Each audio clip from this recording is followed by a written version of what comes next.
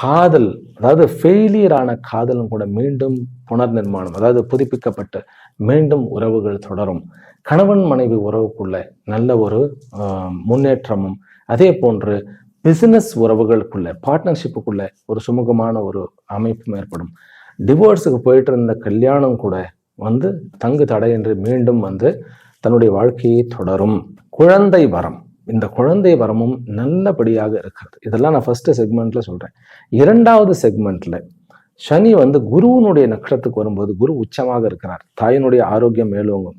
சொத்துகள் வந்து நம்ம வந்து வாங்கக்கூடிய யோகம் உண்டு. அது வந்து சுப செலவுகள்னு வச்சுக்கலாம். ஏன்னா குரு வந்து இந்த ஜாதகத்துக்கு வந்து 9க்கு உண்டானவன், அதே போல 12க்கு உண்டானவன். அப்படிங்கும் பொழுது சுப விரயங்கள், தன்னுடைய குழந்தைகளுக்கு திருமணம் நடத்துவது, தன்னுடைய குழந்தைகளுக்கு நல்ல வெளிநாடு அனுப்பி நல்ல ஒரு எஜுகேஷன், நல்ல ஒரு வாய்ப்புகளை ஏற்படுத்தி கொடுப்பது, அதே போல வெளிநாடுகளில் புதிதாக தொழிலை தொடங்குவது, தொடங்கிய தொழிலும் தங்கு தடையின்றி வந்து தொடருவது. பிறகு முக்கியமான ஒரு விஷயத்த சொல்லணும்.